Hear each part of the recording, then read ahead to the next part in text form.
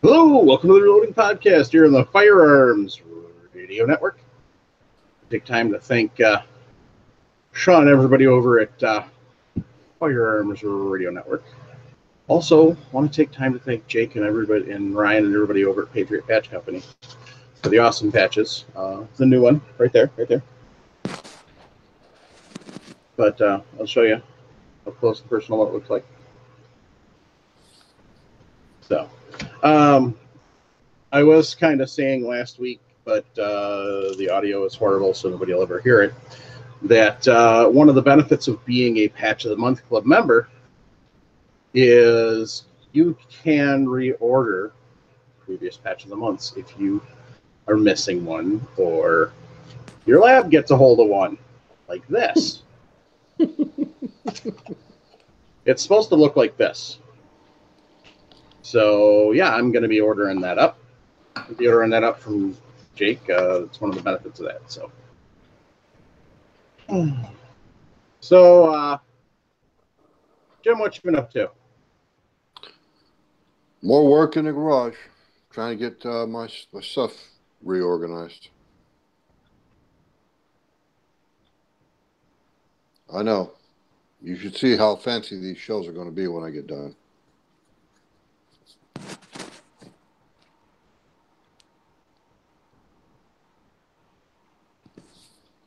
How about you, Jason? Did you do anything?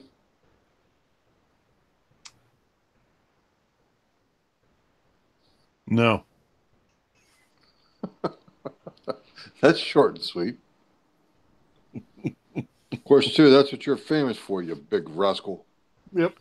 You big old dragoon. Dragoon? Yeah. Like a 45 Colt? Something like that. Old like one, too. Actually, I thought the dragoons were the cap and ball. Oh. Yep, you are correct. Well, you see there? I must be right. You must be. Your You were memory's what, fading. 30 back then when they came out? Well, your memory's fading like an old man, so you know how it goes. Yeah, he was 30, all right. 30,000. So what's so special about these shells, Jim? You making them out of stone or It what? seems like. No, the problem is I don't get much time to do it. The chat's not turned on or something, Mike. I don't see any live chat whatsoever.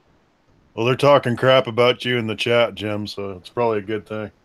Wonder why I don't see it. Your buddy Mark Hookham's on there talking about you. No doubt. You know, Mark Hookham's a mouthful. Why don't we shorten his name to, like, say, I don't know, Dick? Yeah,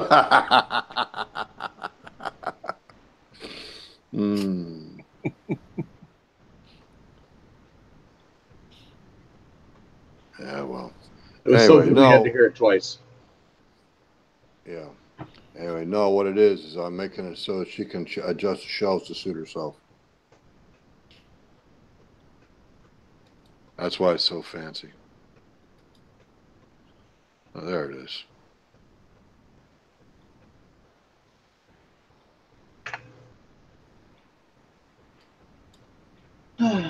So, nobody's been out shooting, huh?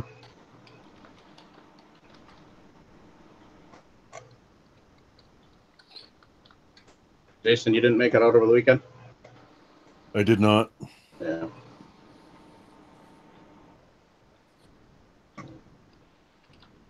I finally made it over and got the Holy moly, Alan Tabor's in the chat. Wow. And mount for my 6.5. Nice, Mike. So now I just gotta find time to put those on and then actually get out to the range. So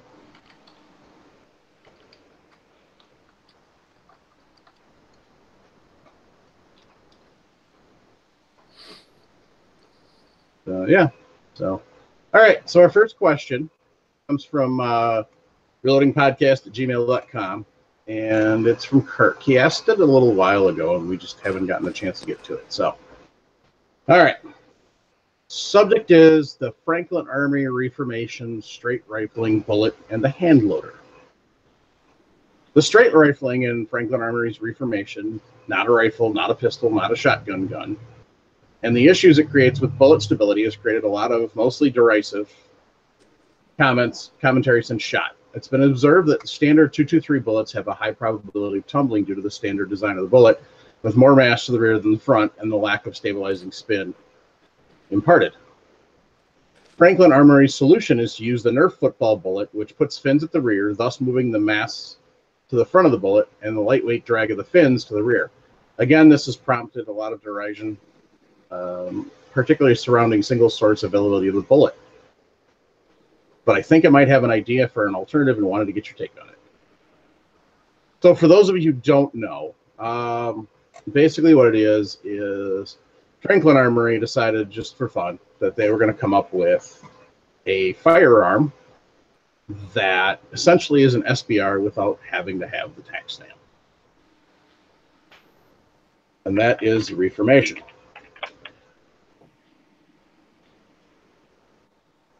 So, I'm looking to see if I can get the description of it. And get the specs. So, here we go. Okay, so the Reformation says redefining firearms. It's from Franklin Armory. So it is.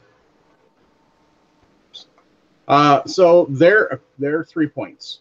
Point 1, the Reformation line of firearms features Franklin Armory's NRS barrel technology. NRS stands for not a rifle or shotgun, and has straight cut lands and grooves while retaining a standard chamber.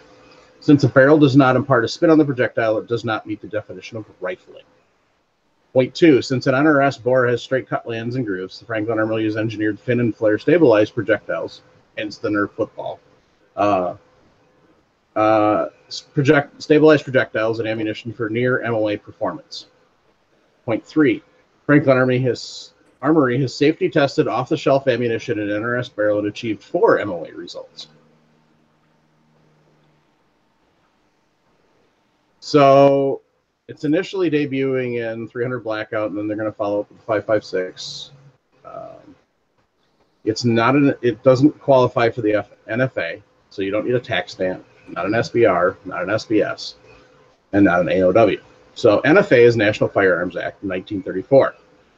That did, for those of you who don't know, is it said anything that is under a certain length in a shotgun or a rifle you must pay a $200 tax to the ATF, FBI at that time, and then they will do a background check and yada yada, and then license you to have this.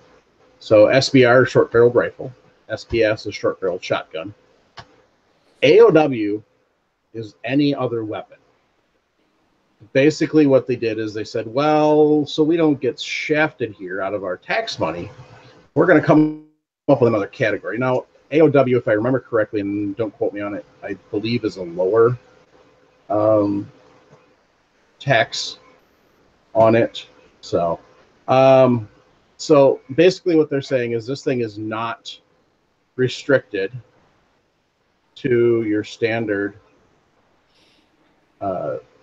restrictions that you would have coming through the NFA. You're not stuck with having your 16-inch barrel on a rifle and then having your it's 16 or 18 on a shotgun. 18, I think.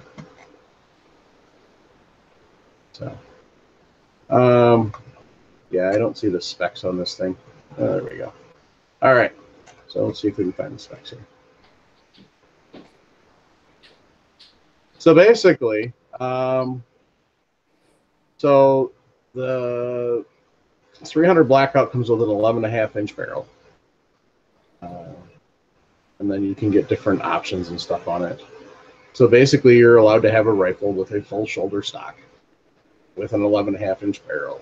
And because it's not rifled barrel, technically, you don't have to have the short-barreled rifle NFA. So, and what they did, I'll put a picture in the show notes, but if anybody remembers the Nerf footballs from the late 90s and early 2000s, basically it had your normal standard Nerf football, but then it had a tail on it, and it looked like actually kind of looked more like a missile, or like one of the old guided bombs, where it had the stabilizer fins in the back. So I'll put in show notes. And so that was their solution to having straight rifling. And so what happens is kind of like fletching on an arrow. After it comes out of the barrel, the stabilizers actually put the spin on the projectile. So the barrel doesn't put a spin on it, so therefore it's not a rifled barrel. Hence, therefore, it doesn't fall into the NFA. So that's why if you have smoothbore black powder, there's no real strict restriction on barrel length. But on those, kind of want longer the better. But so basically, no idea why they did it. It doesn't make sense. There's no real reason, unless they just wanted to do it, say they could do it, but they dumped a whole bunch of R&D into this. So somebody somewhere must have said, hey, this is a really good idea. But yeah, there's been a lot of derision about it. I just tossed some more onto the fire. I guess for states that don't allow SBRs, maybe it might be. But given the fact that you have to buy the specific cartridge for the specific rifle, kind of defeats the purpose of that, because now they've kind of got you stuck. So, all right. So Kurt's idea. So basically, he says, and he's talking specifically about the 223 version, so not the 300 Blackout. Says the basis of Franklin Armory's solution is to use a bullet which drag is stabilized instead of spin stabilized. So hence the fins, and when it hits, just like fletching on an arrow, it causes it to spin. It occurred to me that there are already bullets from several different manufacturers which can achieve the same results. I'm referring to 22 caliber copper-plated airgun pellets. The skirt on the pellet, along with the hollow base, and a sort of pointed, or at least round-nosed design could create enough drag stabilization to prevent tumbling and promote more reasonable accuracy. The skirt on the pellet should expand and allow for proper seal, much the same as the classic mini bullet, or mini ball. For those who don't know what a mini ball is, basically it was the single biggest jump ahead in firearms technology in the early 19th century, late 18th century. So shortly after Revolutionary War, I don't know exactly what, and I suppose I should look this up so I'm not just spouting. It was invented by a French guy, Charles Minié, and it's spelled M-I-N-I-E. So what happened is he decided that, we've got all these muzzle loaders, and they're not necessarily very accurate unless, you're a Kentucky rifleman and you figured out how to shoot them and so on and so forth. But the precursor was made 1848. Jim was, I don't know, 25,002, I think, at that time. So, they what happened is they decided to try and, obviously you've got smoothbore muskets. They're trying to make them more accurate so you can keep your army farther away from the other army and lose less of your people. So that's what they were trying to do. And they worked about, it came about because of French Army Captains Montgomery and Delvigne. They designed a ball to load faster in your muzzle loaders. And then Minié, this is also, rifling was just kind of starting to come into its own, but with a round ball, rifling didn't make as much of a difference. But then, Minié came out and he lengthened it into more of our standard style. And the biggest improvement he did is he put that skirt on it. So what happens is when it could be slightly smaller than the barrel and go down into the barrel quicker, because what happened is, as we now know, when the powder ignited, it would push that skirt and flare that skirt out against the rifling of the barrel, or even if it was a smoothbore. And it would, especially with a rifle barrel, it would put the spin on, and it would cause the bullet to not tumble. Well, as you know, a bullet that's spinning, just like in football, a spiral football is going to go a lot farther and a lot more accurate than one that's wobbling all over the place. Same thing with bullets. So that's kind of the base of the Minet ball, or as we like to call it here in America, mini ball. And so that was what really launched rifle barrels. And so what they've done is they've kind of reversed that whole entire thing, going back to, it still has, technically it has rifling. I don't really know if the rifling would do any good other than to keep it from spinning. I guess that's probably the only point. And that's probably their workaround, because if it was a smooth bore, then that could fall under the shotgun rules. So that's probably why it has the straight rifling. Anyway, so the skirt on the pellet should expand and allow for proper seal, much as the classic mini ball. So if not driven with too much pressure, I'm guessing the copper plate should survive. After all, 22 long rifle chamber adapters work well enough in ARs, right? So I can see some possible gotchas, though. The heaviest 22 cal copper plated pellets I could find were 21 grains. Way less than the 55 grain 223 bullets. Powder loads and ballistics would have to be figured out. And do you think that their shorter length might make chambering from a magazine more likely to fail? How much effect do you think on would the shorter bullet and seating depth have on accuracy due to jumping the lead? He says, I'm curious about your thoughts on this. While I've hand-loaded for a handful of cartridges for a few years now, I'm still too new to hand-loading to feel comfortable undertaking this experiment myself, nor do I have any intention of buying a Reformation. So this is all hypothetical to me. Thanks, Kirk.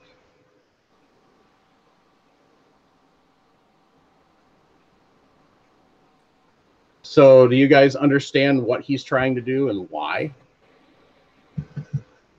No. Sorry, but no. Okay.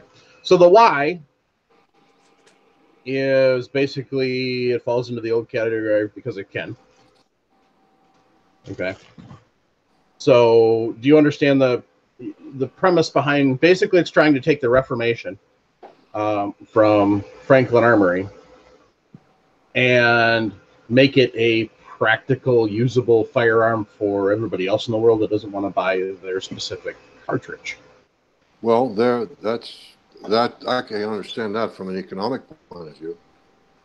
Yeah. So what he's talking about is taking a pellet, like a air rifle pellet. Okay. Copper plating that. They make them copper plated. Oh, okay. So, but they make a 22 caliber air rifle pellet. I don't think it's 224 though. So I could go grab one and measure it, but. So basically what he's talking about seating this into a 223 piece of brass in replacement of the bullet. And then theoretically, when you shoot it, the skirt will fluff out, engage the rifling, and keep it from tumbling. Instead of... He's not trying to get it to spin like the Nerf football wannabe thing is. He's just trying to keep it from tumbling, because the 223, when it comes down the barrel, there's no spin on it, and it's tail heavy. So as soon as it leaves the barrel and it starts slowing down at all, it starts doing one of these numbers and tail dipping. And then we get keyholes. So that's his point, is to try and stop the keyhole. But he's trying to, you know, in a way, he's trying to re-engineer the wheel. So.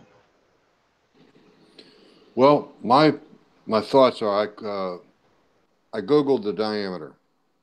It says a 22 caliber pellet is no longer the same diameter as a 22 rimfire bullet, nor will a rimfire bullet work well for pellets. The rimfire barrel is based on sizes of 222 to 223 across the grooves, while the airgun barrel is size 217 to 218. And as we all know, 223, 22 caliber bullets of that ilk on centerfire are based around the diameter 0.224. So he would have to sleeve that somehow with a pellet. He would have to sleeve it some way or another. Well, you get great velocity, particularly if you like paper patched it or something of that nature. Jason is kind of aware a little bit about paper patch bullets, but paper patch bullets, you can shoot a pure lead bullet with a wrap of paper, a certain kind of paper, certain way, and so on and so forth, with the right coating on so it hardens up. And you can shoot a pure lead bullet at velocities of roughly 3,000 feet per second with no leading, because the paper is what's riding the bore. So that's what this gentleman would have to do, something of that effect, with a little dinky 22 caliber pellet, which might be what, 25 grains? Yeah, and by the time you add the paper onto it, maybe 30, 35. Yeah, exactly. But boy, the velocity would be great for 223. What about paper patching the 223 bullet? Would that help in any way, or? Well, okay, yes, it would, because you're not having lead ride at the bore. You're having paper ride the bore. The only thing is, I'm not real sure how it would behave in a gas gun, meaning AR-15, Mini-14, that sort of thing.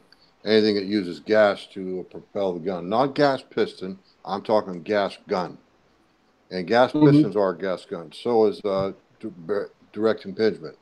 Yeah. Like the M1 Garand is a gas gun. So is the Mini-14. They're not recoil operated, they're gas operated.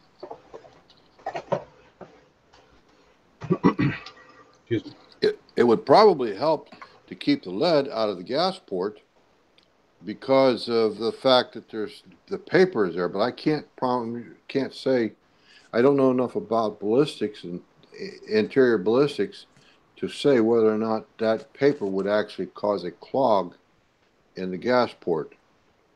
Now, it would work fine in a bolt gun, absolutely, because there's no port, no bleed off, no velocity loss.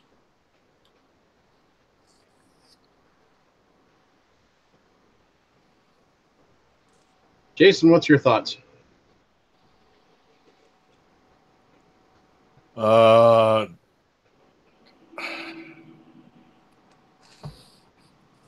I kind of don't see a reason for that gun that they developed to begin with. But yeah, I just don't see how you're going to stabilize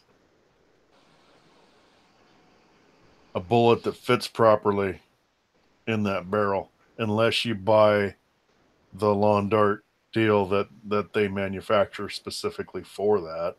Maybe that's why they developed it, so people would buy their ammo. I don't know. I don't have high hopes for it. If it was me, I'd go spend my money on something else.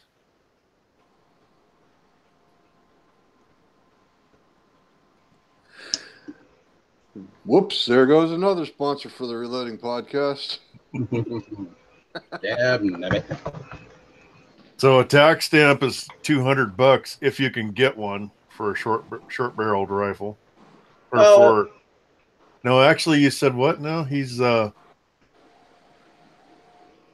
it might be a cheaper tack stamp. AOW. I want to say it is $5, but I'm not sure. Okay. I can look up a form. I can look up a Form 1 quick and find out. So yeah, if you want to just experiment and playing around, I totally understand that, but I'm not seeing.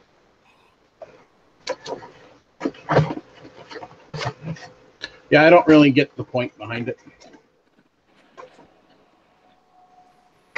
Well, paper patch bullets have been known to carry as far as 1,000 yards accurately. Hearing, shooting at steel gongs and stuff like that. I've read reports of such things. But he is shooting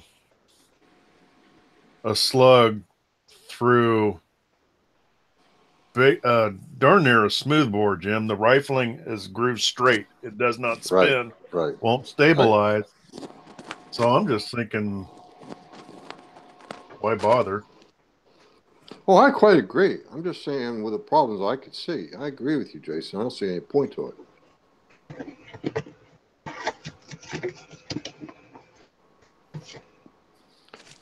It's like manufacturing it would be extremely hard.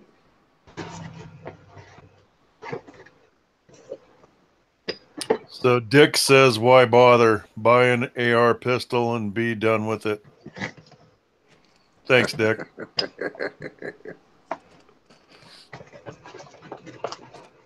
I think Mr. Kuiper has nailed it. Mm-hmm. It's all about economics and market share, and trying to sell something that, trying to make a product, trying to find a niche. That's what I'd say. Right.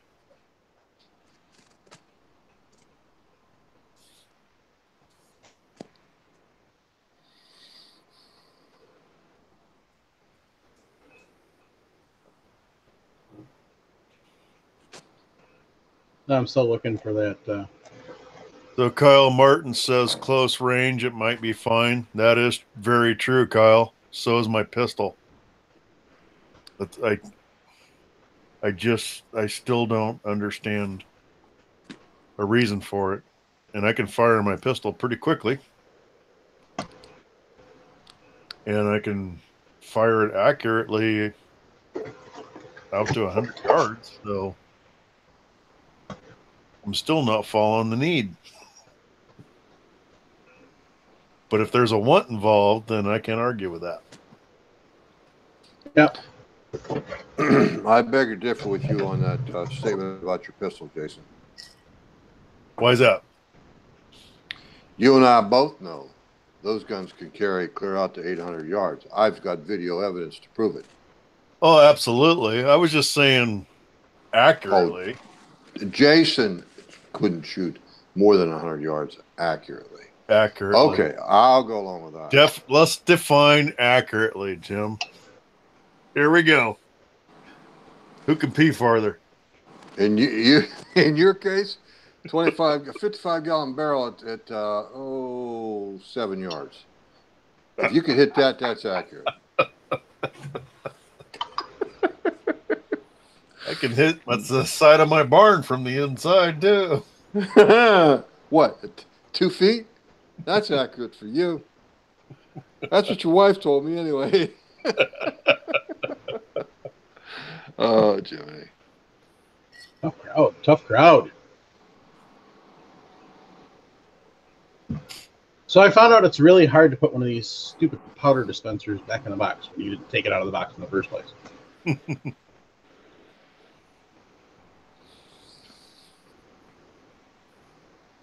So. Yeah, it's kind of one of those, it really doesn't make a lot of sense. But somebody thought it was a good idea, so somebody did it. And Jeff Kuiper, if it's not a firearm, then felons can buy it. It is a firearm.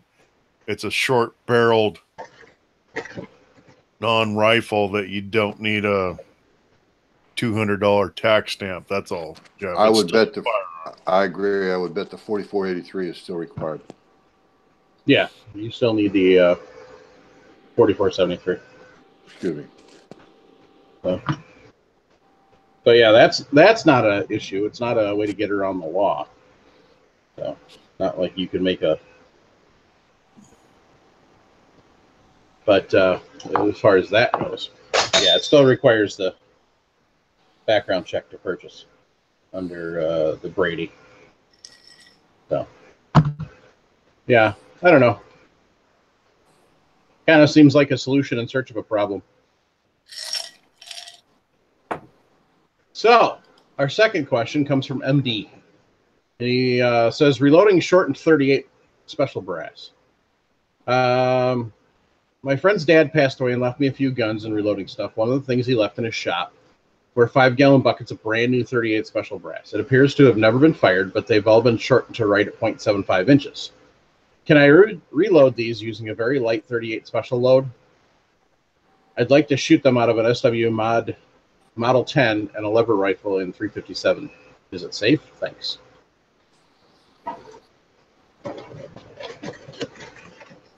Jason, you go first, buddy. Can you say that again, Mike? Sure.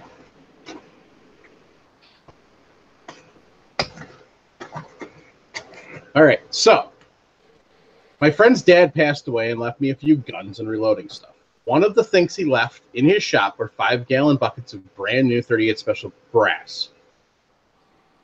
It appears to be never been fired, but they've all been shortened to right at 0.75 inches. So 3/4 of an inch. Can I reload these using a very light 38 special load? I'd like to shoot them out of an S&W Model 10 revolver and a lever rifle in 357. Is it safe? Thanks, MD. Yes, you can. What's the minimum trim length of a 38 special, Jim? Looking it up right now, buddy.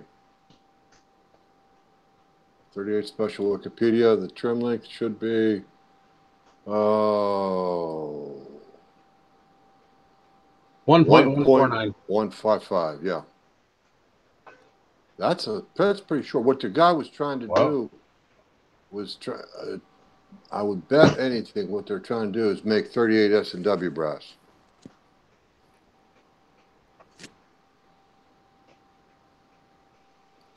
Hold on while I spec out S&W. Yep, 0.775. Yep. Trim through length of 765. That's what's going on there.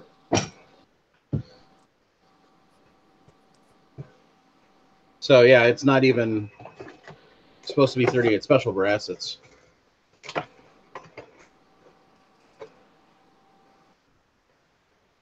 so that kind of proves why it's good to have reloading manuals and learn your reloading manuals and know how to use them. I think Hookham's right that he says on the chat that he doesn't think the ammo would run out of a lever gun. You'd have a hard time crimping unless you use 38 S&W dies. Wait, did you just tell Hookham he's right? Damn it. Son of a bitch. Okay, Yeah, we said we'd never do that. I was talking to Richard Crane. You'll have to excuse me. Oh, okay. Wow.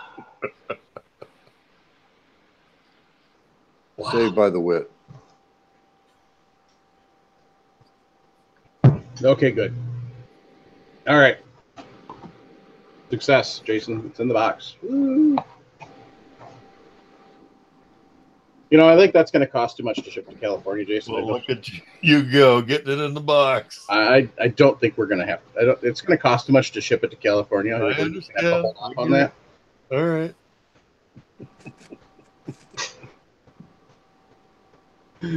Oh, brother. So, what's the dangers if he shoots this? If he tries to shoot it, is there anything? That bolt's going to jump a long way from the mouth of the case through the forcing cone into the rifling of the revolver. Yep. So that's going to lead to accuracy problems. I would also, well, the wear on the gun, I think, in 38 S&W cartridge compared to even 38 Special plus P, I don't think that's going to be a real issue. The major issue would be dirtying the chamber of the gun to the point where you can't possibly chamber 357 mag ammo in 357 gun.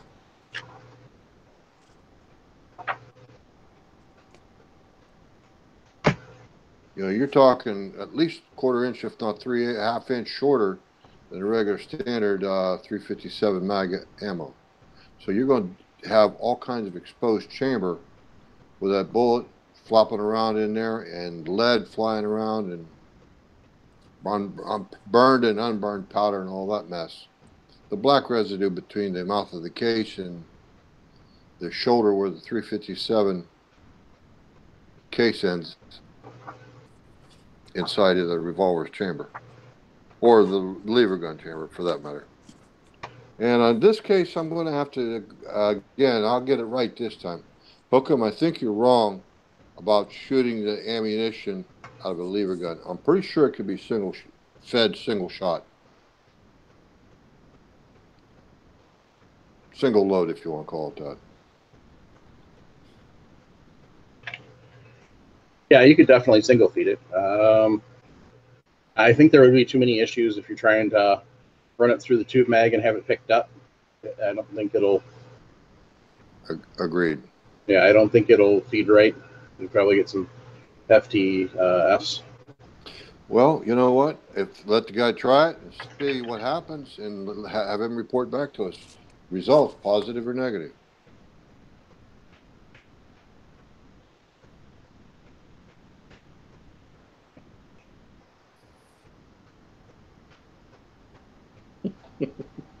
Somebody's backpedaling. Well, you know, he's from Minnesota. I think they know how to do that well up there.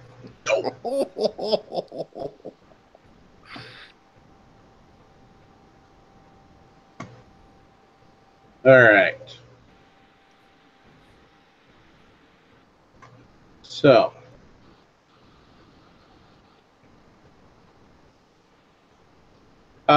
message from way up north.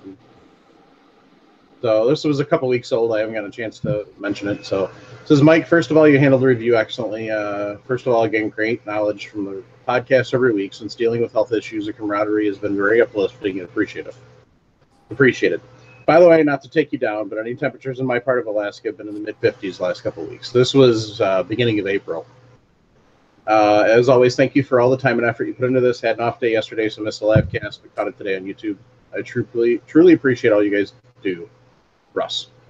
So Russ is one of those guys. He sends us a text every week, so it's one of those cool things. He sends that to 608-467-0308. But yeah, he sends us text after every show, and either a thank you or a smart aleck comment, or you know. So. But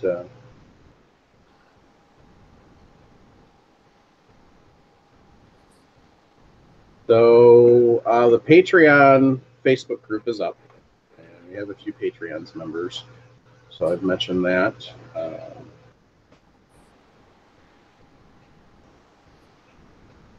But looking here to see if there's any more questions.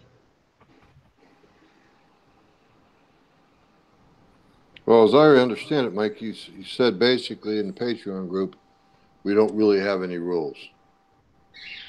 Pretty much. Well, the same thing applies to the admins, and the admins don't have any rules either.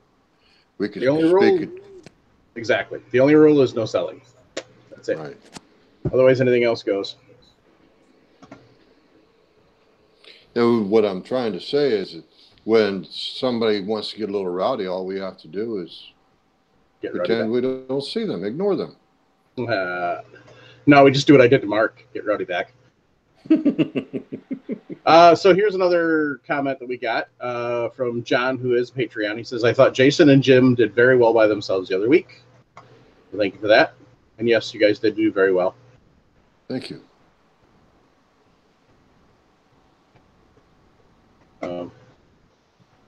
I'm just going through the email. I haven't had a chance to lately and making sure we didn't miss any more.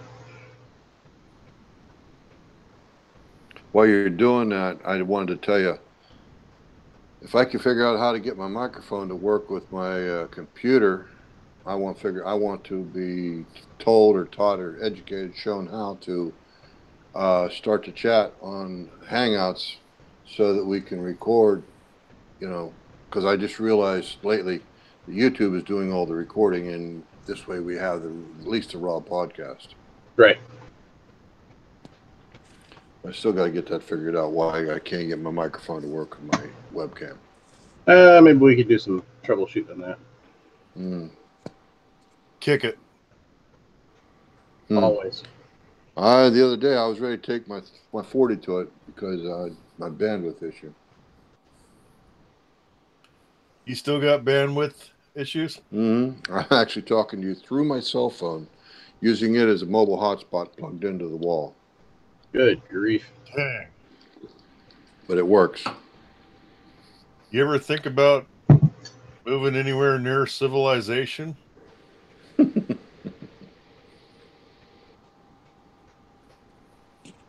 So I thought you had charter down there, Jim.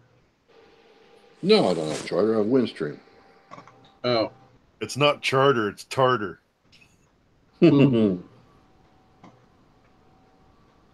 Aha. All right. So here's one that I don't know the answer to. So here's a question, and we'll kind of toss this out there and then kind of see what everybody thinks. We may have mentioned this before, but I'm just going through again. It's from Jacob. He says, "Hey guys, been listening for a while now and just got off my butt and joined the Facebook group. Got a quick question. I would like to start reloading for my old Martini and have no benter. It's mostly been Iraq Bender and 80, 80, 80, 80, 80, 80, 80, 80, 80, 80, 80. ABC's reloading and you all. Well, at least he's getting some good advice anyway. I've been watching IV Iraq Veteran 80, 80, 80, 80, 80, 80. YouTube as he loads for the Martini, but one thing is he uses a micro lathe. Well, it's just cheap to trim the 24 gauge shot shell. So he has a 24 gauge brass shot shell that he trims down, and then he doesn't have the $400 to drop on a lathe this time. Is there any suggestions you have for trimming down the brass? He was thinking of a pipe cutter or bandsaw. Am I crazy for thinking this is just for plinking at this time? Any input would be appreciated. I want to do this right and safely as possible. I would say the chop saw that Hookham's got he uses for trimming 223 down to 300 might work. Pipe cutter, you're going to have to figure out something to slide inside of it to reinforce it so you don't crush it. Bandsaw, maybe might work, depending on how you're going to hold it. That's going to be your problem there. So it'd have to be a fine-tooth blade on that bandsaw because brass usually 10 thousandths or we'll say 14 thousandths, and the teeth on a bandsaw are about 30 thousandths spaced apart. What I'm trying to say is it'll hook it and grab it. Right. Use a chainsaw. It'll be fine. That's right. Yeah. And the tweezers. Yeah. Please disregard the previous information. Those guys are pulling your leg. Yeah. Chainsaw wouldn't work. That kind of cut the case in half. So, yeah, Hookham got this little cool thing off Amazon. It's basically like a little chop saw, but it works great for trimming brass. I've got the link somewhere, so I'll go find it and put it in the show notes. And that's one option. Now, another option is going to be somebody suggested, and I don't think it would work very well, but trying to, if you're just trimming it shorter. Oh, actually, one option, Jason, your toy. Dylan? Uh-huh. It does a die, so it sizes the case as it trims. Uh-huh. So I'm guessing Dylan does not make a die for that Martini. Be my guess. That'd be a pretty expensive. I'll tell you who might have an answer for him.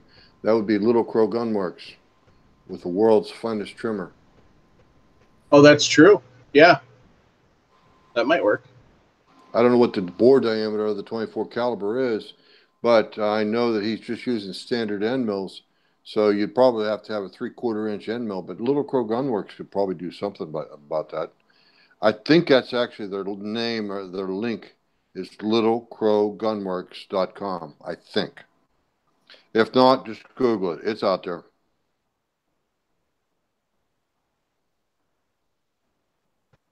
And I'll put a note, link in the show notes for that too. So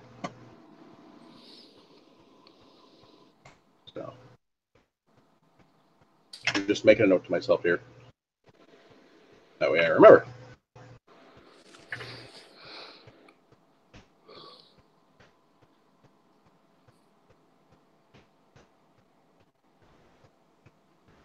And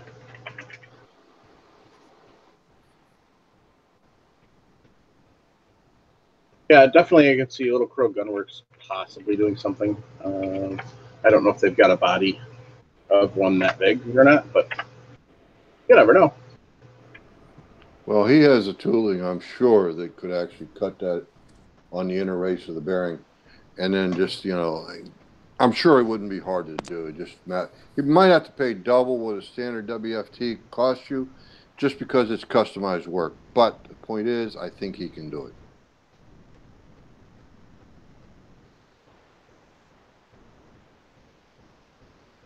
Oh, I'm sorry. Mark didn't pay for it. He traded brass for it. So, but anyway, He traded ass for it. Is that what you said? Oh, he must have had to give up a lot. Either that or somebody paid him not to give up any.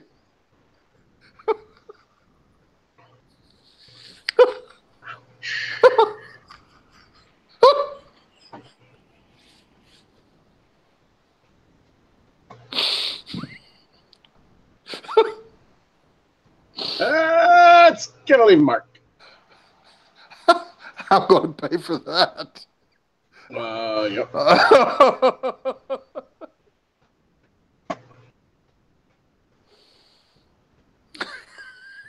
Wow. Hey, Mike, damn it. You're making it worse.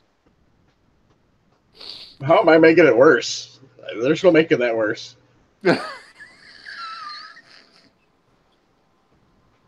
Shit. Oh, you got me crying.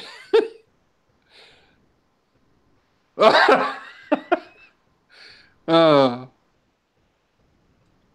Do. No. And the guys in the chat.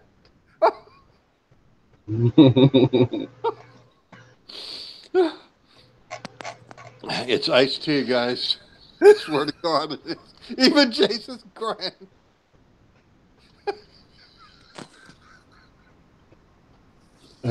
Oh. Well, that went south quickly. Well, look who's involved. Oh. Oh, it's all in fun. Yep.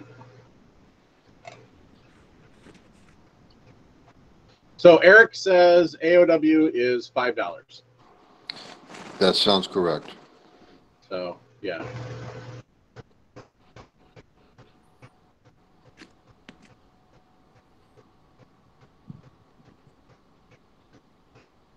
All right. So there was a question. Another question that came up. It comes up all the time, and so we'll readdress it. Sean in the Reloading Podcast group posted, I stopped by LGS for CCI small pistol primers, and they are out. Man. They did, however, have an abundant small pistol Magnum primers. Anyone would ever use these in their current 9mm load recipe? My standard is nowhere near max, so I was thinking that making a switch for this next batch wouldn't be much of an issue, but I thought I would ask, get around and see if anybody else has done it. Thanks for your help. He's using Magnum primers instead of standard primers. Is the world going to end? Sky might fall. That's terrible. Seriously? No, go ahead. Go ahead. No, go ahead. Well, the standard disclaimer is back off 10%. Reload. Okay, what I'm saying is if you have we'll just pull a number out of the air. If you use 4 grains of bullseye in a 9mm load, back it down 4/10 of a grain. That would be 3.6 grains of bullseye, and then work your way back up to a load that performs in a similar fashion. Boring answer, I know. But it's the correct answer.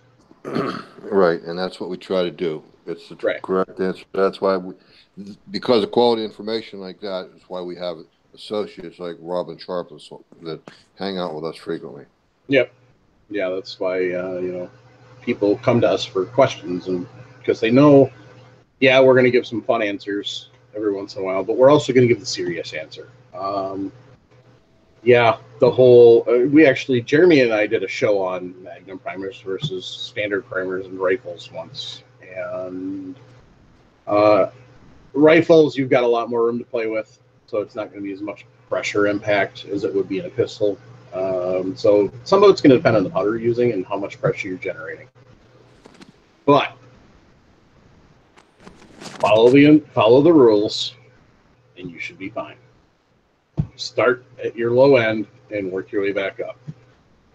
Because your Magnum primer is going to change how that load performs. You can't just throw it in there and get the exact same results as you did with your standard primer. Why? Because it's hotter, technically. Basically what it is it's not necessarily, quote, hotter, but it creates a better spark kernel, a better flame kernel coming through the hole, and it ignites the powder more consistently. So you're going to change can't change the burn rate, because the burn rate's burn rate, but it's going to change how much of the powder ignites at once. So right, it will affect performance and pressure. Yep. So if you just throw them in there, you're going to blow up your gun. If you're in the middle of the road, your chances are very, very slim. There's always a chance. I mean, there's always a chance, even at a 10% minimum, you could have something go catastrophically wrong. And, that's kind of one of those things that we realize when we do this. Even if you do everything right, there's still a minuscule chance that something could go catastrophically wrong, just because you may, the brass could be weak somewhere and you can't see it. It's thinner in one spot, whatever the case may be, the bolt doesn't lock up, you have an out of battery ignition, or, and there's millions of little things that possibly theoretically could go wrong, but don't sweat the small stuff. Is basically follow the protocol of exactly what Jim said.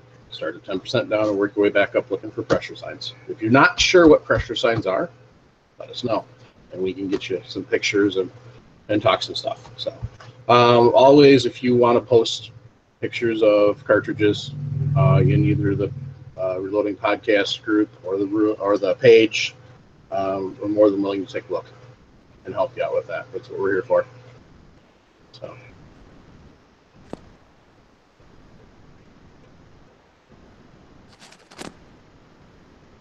So what we want to see, and this inspired me, by Greg Hesseltine. He posted in the podcast group, and this is where we'd really like to see him.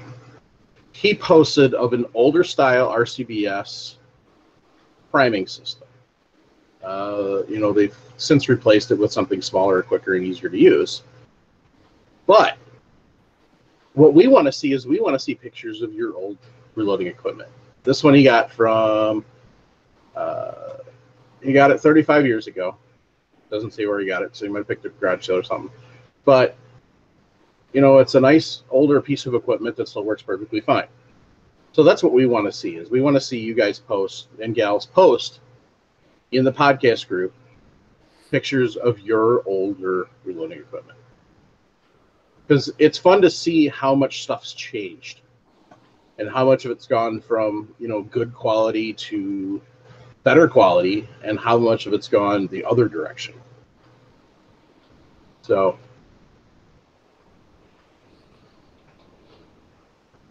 and there was another feedback here that I wanted to read. There to go. So, Rusty posted in the podcast group. He said, "I just got to listen to the podcast last night. Someone asked if a contender in 3030 was accurate." This was, I think, 199, maybe. I had one years ago that was a Super 14 in 3030. When at 50 yards, it would put 350 grain spire points in a group you could cover with a dime. I was using 3031 at the time. So years ago, I would probably say bullet construction, powder, you're probably... 3030 is a absolute perfect example of how the change in bullet construction and design and how your change in powder has changed firearms. Because for years, a 3030 was a 50-yard, maybe if you were lucky, a 100-yard gun. Maybe. And then they started getting better. And you had hand loaders that were getting better, so then they would push in the regular industry. And then, you finally get it out so you could get, probably 2 MOA at 100 yards out of a 3030 lever gun. Or even, the single shots. And slowly they've been building, so now your factory ammo is 150-yard accuracy. And your hand loads are 250. Jeremy said his 170 grain that he hand loads for his 3030 is actually, I want to say, under 2 MOA at 300 yards. Yes, a 3030 Winchester. That far out with that good of a group. So, kind of shows how things have progressed. My granddad stole good old 30. That thing couldn't hit the side of a barn 50 feet. Yeah, you need to learn how to shoot, son. Yeah, you got that right.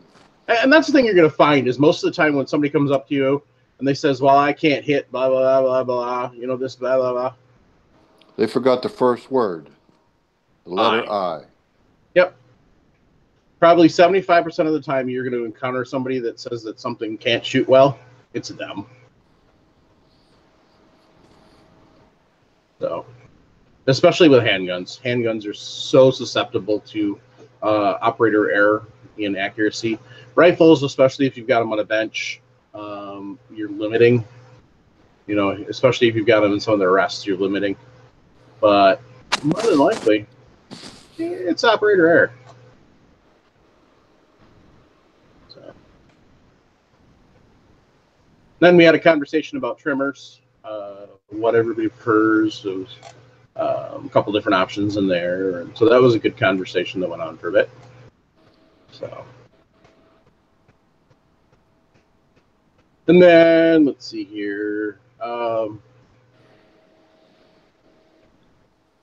So then we had Tom Ford ask about published data for 165 grain lead bullets. Basically, the general consensus on that one is use 170 grain lead data, and then so there's two different options that they found. The GMDR website has 170 grain Oregon Trail data. Use it for lower velocities, and then Lyman manual, which is the Lyman lead manual, actually is 170 grain data for the higher velocities. So, and I can put the links in there. Otherwise, if you hop onto the podcast group, you'll see the links. So, kind of gives you some ideas. So, and then Matt from Geeks, Gadgets, and Guns, and this is something we'd really like to get some more feedback about. He posted about the Brownells Bench Source Case Neck Annealing Machine. So the company's Bench Source, and it's, it kind of looks like a fancier version of the Annealies, and asking about Whether it was worth the money or not, we did figure out it would probably toast marshmallows pretty damn well.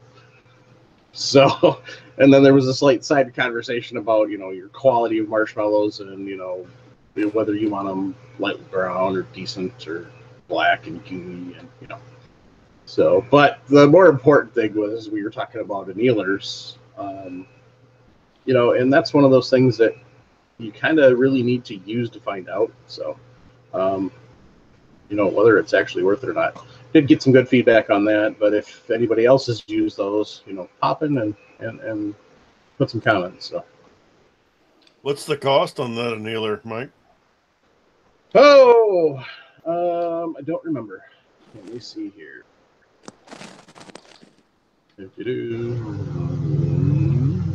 Survey says $499.99 on sale right now.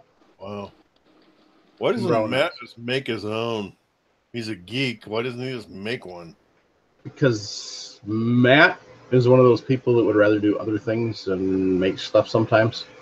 So he's gotten to the point where some of the stuff he has more money than time. So then buy one of those $1,000 electric ones. That's right. So. Yeah, Matt, go there. That's right. Oh, hey. For those of you who are listening live, Brownells penny hazmat fee plus free shipping on $150. Use code NCW. It is only good until midnight Central on June 5th. Those of you who are listening to the podcast will never hear this because I will take it out.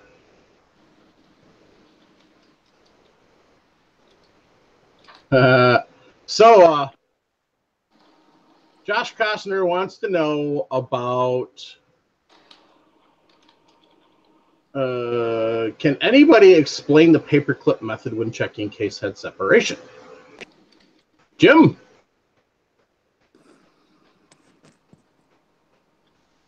Would you like to explain that? Sure. All right. Take it away. You just unfold a paperclip, bring it out straight, take it out straight, and you take the very end of it, about a 1/16 to 1/8 of an inch, and bend it into an L. And you drag the tip of that L down inside the case to find or check your cases for looking for incipient case head separation. You're welcome, Josh. Anyway, if you guys do look at the chat, I basically, in writing, put it out explaining exactly how to do it. And so here's... Straighten the paperclip out and bend the tip about 1/8 of an inch or thereabouts. At a 90-degree angle. 90? Okay. Yes. 90. Actually, in your case, Jason, 89.7 would be perfect for you. Okay. So, on the previous conversation about Magnum primers, Jamie Robbins said the consequences of failure seem too high for me to take a risk like that. That is perfectly fine. That is one of those things as we as reloaders need to make our own personal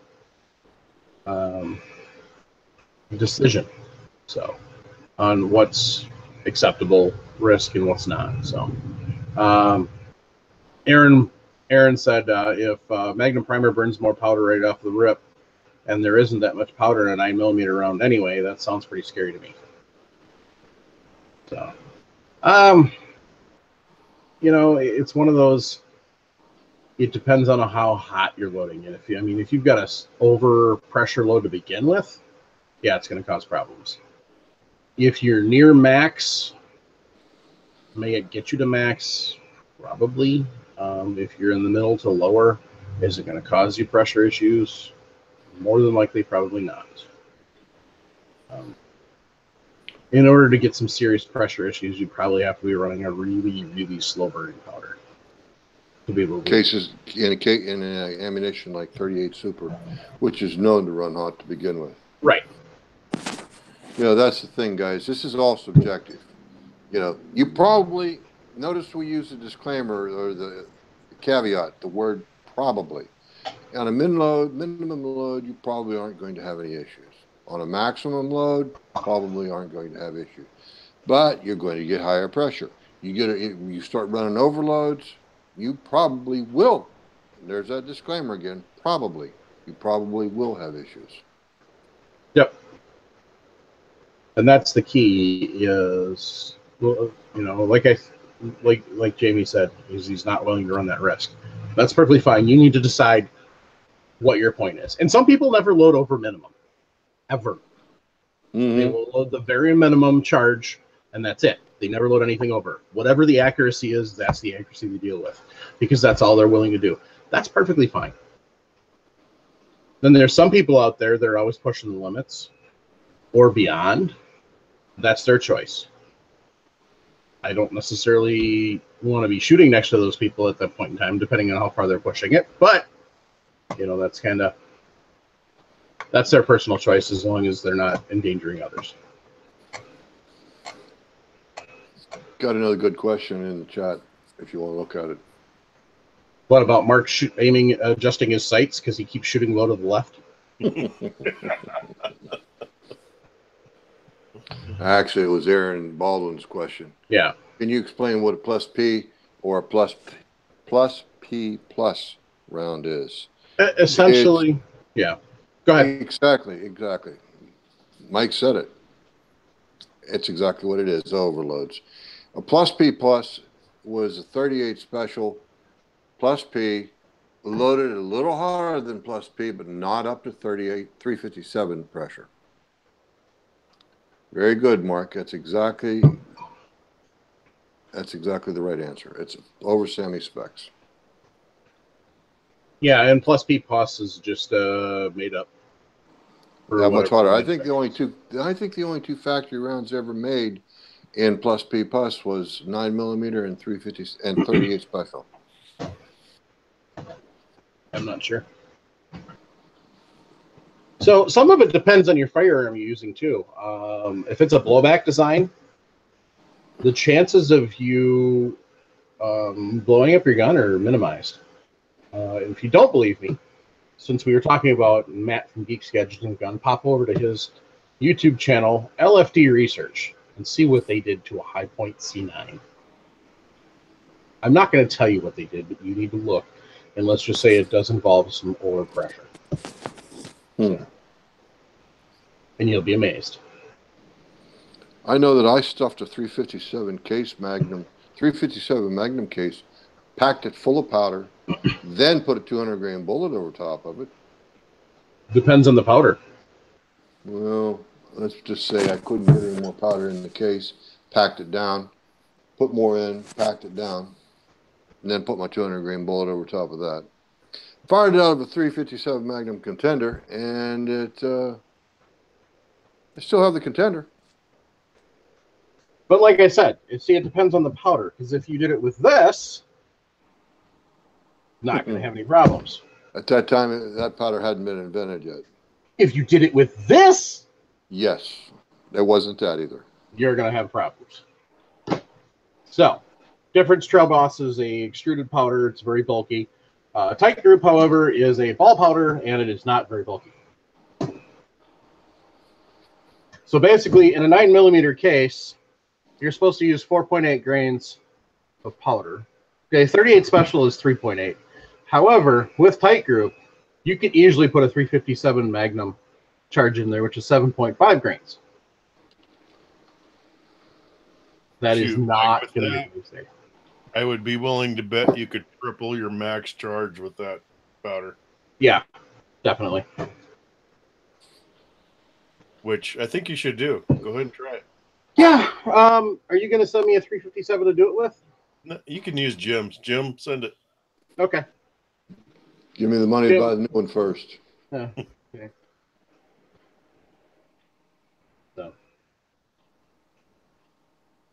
So Aaron said, I was shooting next to a guy at the range last week, shooting a revolver, and I'm still pulling unburnt powder out of my arm.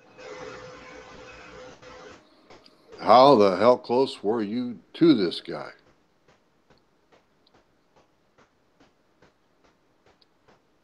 That is awesome.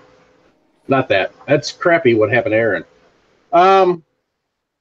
You could probably be, if you're at a standard outdoor range, you could be, from me to the fridge, arm's length away. And with a revolver, it doesn't always run. So he said it was 2 lanes over. It's entirely possible. So depending on what powder they're using. Yeah. So what Mark said, don't remember who, but someone took a High Point 40 and bored it to 10 millimeter and fired it. It just opened early. That could be fun. And then Josh Kostner said it was Iraq veteran 88, 88, 88, 88, 88, 88, 88. So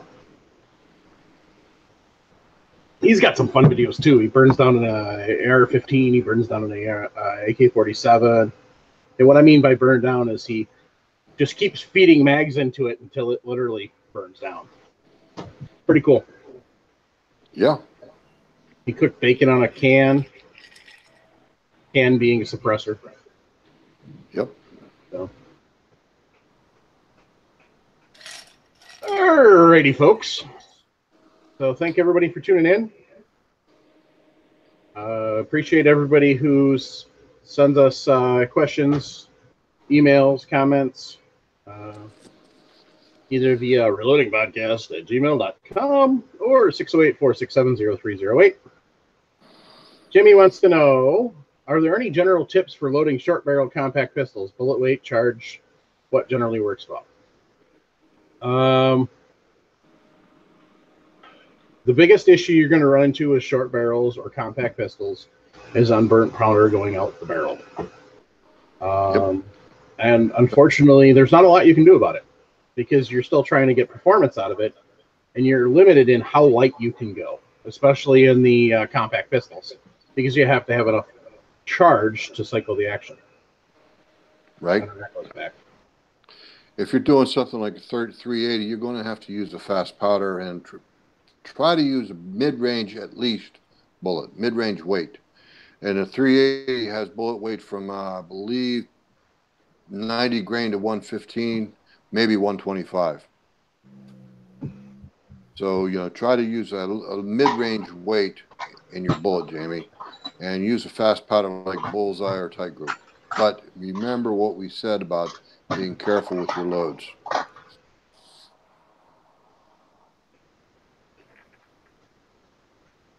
These were my 380s that I shoot out of my LCP when I had it. 95 grain. And did they run well, Mike?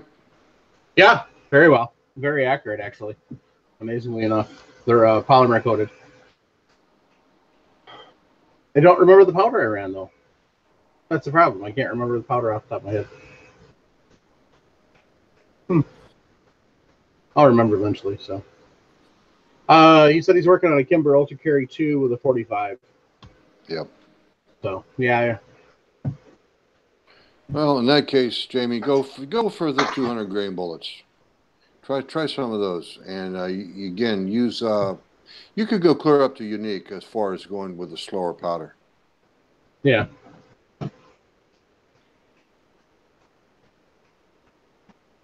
But as they say, your mileage may vary, so always test your loads and see. Because just because one works well on my gun doesn't mean it's going to work well in yours. Right. Unique is a powder that works reasonably well in every caliber of handgun that I shoot. Why does it work well? Because I've tailored the loads. That's why. Because I got tired of all the choices that are out there, and I decided to simply try to find a powder that worked well for everything. Well, worked reasonably well for everything, and I chose Unique. It's one of the oldest powders that are still being made in production. Yeah, it's a good powder.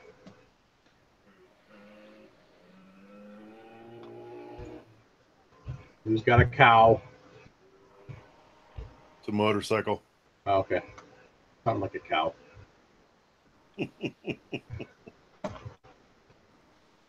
There are cattle within 1,000 yards of me. Yeah. I can see that. Yeah, I mean, there are not cattle within 1,000 yards of me, even though I am in the land of beer and cheese. There is a cornfield right across the street, however. Literally. So. Anyway. So I want to thank everybody for tuning in. Appreciate everybody that joins us for the live show. As you can see from tonight, we get some good questions out of there as we're going. And we have some witty repartee. So. Witty. Wow. Yeah. I'm looking at Aaron's comment. I love this show. It's nice to discuss all of our questions in real time. Thank you guys so much. Even you, Jason. Millennial punk. Ooh. Ooh. That's gonna leave a mark, kids. That's the best you got, Jason? That's it. Daryl says 700X works well, but it's dirty. Yeah. That's kind of the problem with Unique too. So, and actually, I want to think I was using Unique in my 380s. So, but yeah, that's right. Payback's come back, Aaron. So, Aaron said, "Ouch." So, a lot of the back and forth doesn't make it to the actual podcast anymore. I still put some stuff in from time to time, just to try and entice more people to come and listen and join us. So, but yeah, still the majority of the listeners and stuff are the podcasts. So, yeah, I know Jim's still awake. That's why I'm trying to wrap it up. Past his bedtime. Hi, Rex. So, Glad you're here, Rex. Listen, Hookem. I pretend to edit. Now shut up. Kyle says, I thought you guys would be way uglier from listening to the podcast for years. Kyle, how much have you had to drink tonight? I think you need to cut back. Beer goggles. That's right. Anyway. All right, well, I'm going to get going here, and we're going to wind this one up so I can actually go finish editing 205 and post it tonight yet. So, but on that note, we want to take the time, and like I said, you can start editing for me, Hookem. I'll let you. Heck, I might even give you $5 a year. Anyway.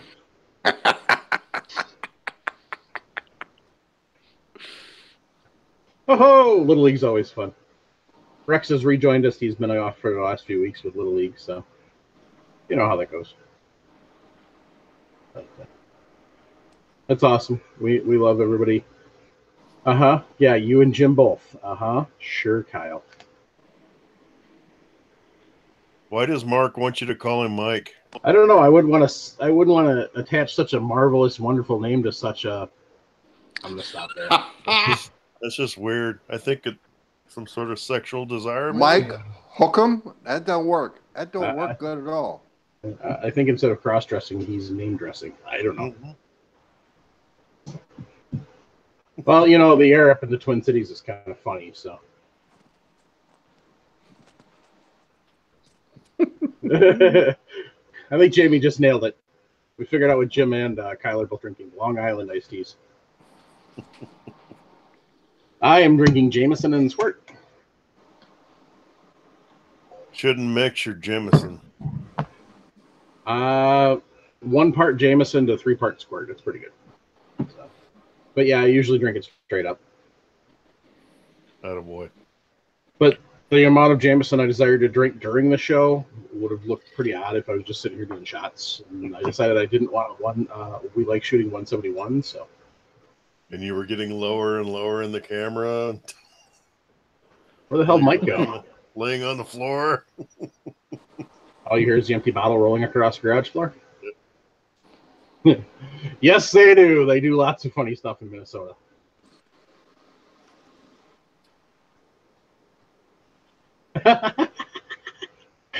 Josh said to Rex, he goes, you're going to be like that one kid that got caught being too old in the Little League World Series from Cuba. There you go. All right, gang. Let's wrap this puppy up. Put a bow on it. So if you want to holler at us, there's multiple ways to do that. You're on Facebook. You can get a hold of us all on Facebook. We're all on there. You can private message us. You can put it out on the Facebook, the Reloading Podcast Facebook page, or you can join the group. Now, as I've said before, and I will say again, if you don't answer the stinking questions, we will not admit you. Quit being lazy. So, I don't know if he's going to remember it or not. We'll find out when we get there, Aaron. But, so if you want to get us a hold of us more quickly, reloadingpodcast@gmail.com or 608-467-0308. That is our Google Voice number. You can call us, you can text us, you can leave us a voicemail. So, I want to thank all the Patreons who send us their hard-earned money.